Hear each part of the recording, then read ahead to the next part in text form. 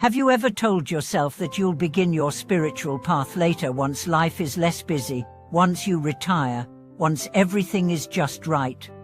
Or perhaps you've heard of Amitabha Buddha, the Western Pure Land, or the teachings of rebirth, and thought, it may be later. I've got time. But what if that very thought is the greatest illusion of all? Welcome back, friends, to our channel where time, karma, and destiny intersect to awaken the truth within. Today, we'll reflect on a heart-piercing teaching from a revered old master who said, "This chance, it's once in infinite lifetimes. If you miss it now, you've truly made the real mistake." This isn't spiritual exaggeration. It's not a metaphor, it's a wake-up call.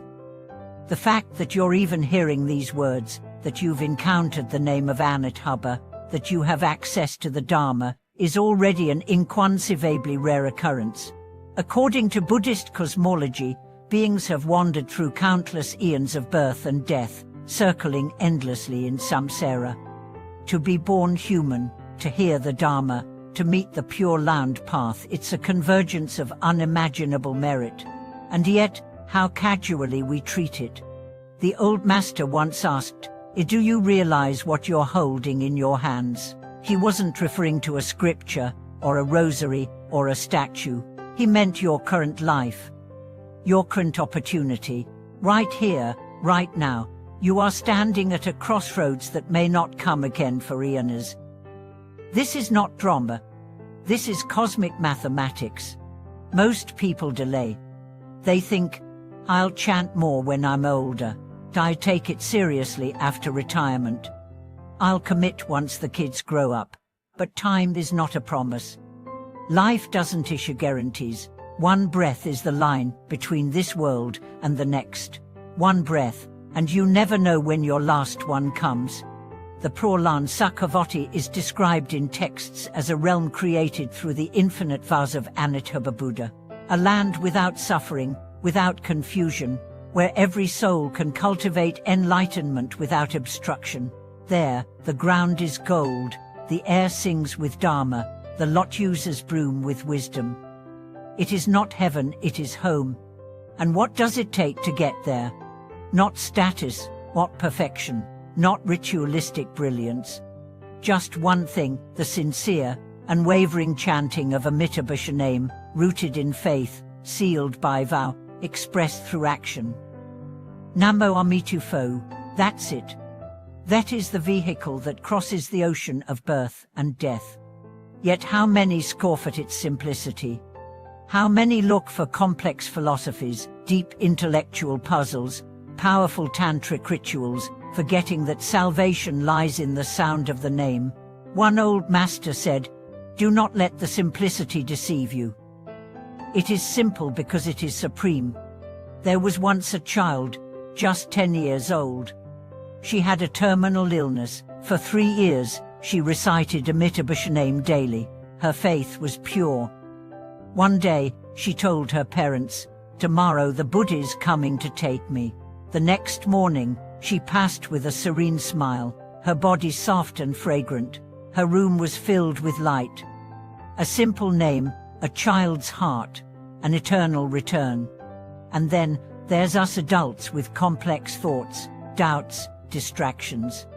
We say we want liberation, yet we scroll endlessly through trivialities. We say we'll chant, but we never begin.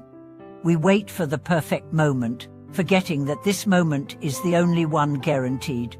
The old master's words echo again, "If you miss it now, that's the real mistake."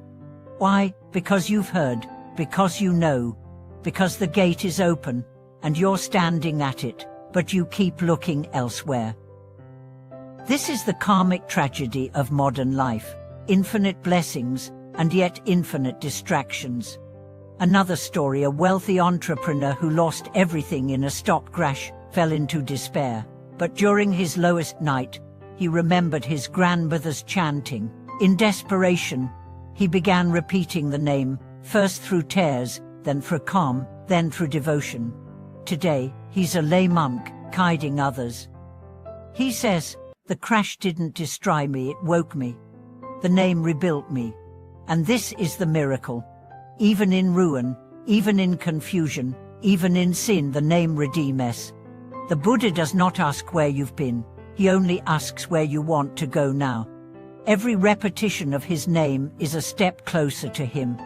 Every chant is a lotus planted in his land. And those lotuses, yes, they're real. According to scriptures, when you chant sincerely, a lotus begins blooming in the Western Pure Land. That is your seat. That is your new body. That is your rebirth in preparation. If you stop chanting, it closes. If you persist, it blossoms. What you do now shapes your next existence. We often speak of regret as something we can live with, but there are regrets that echo across lifetimes. Missing the Dharma is one. Missing the Pure Land path is another. When you're reborn without the Dharma, without clarity, without a chance to remember a Mittabusha name, how will you return? That's why this life, this breath, this moment matters. The Master once said, "It is not about how much time you have left, it is about how you use the time you have." A single chant, done with full sincerity, may outweigh years of distracted practice. A single vow, sealed with devotion, may pull you across samsara's darkest seas. There's a mother in a village who never studied scriptures, but every day, while cooking, she chanted.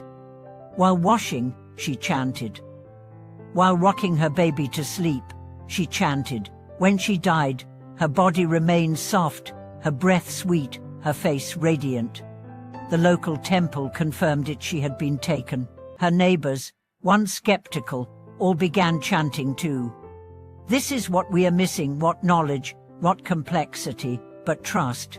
Trust that the Buddha is real, that the Pure Land is real, that your longing is enough. Do not underestimate longing. It is the spark of rebirth.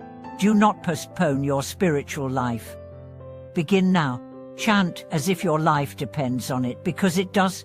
Chant as if Amitabha is listening, because he's. Chant as if every syllable plants a paradise, because it does.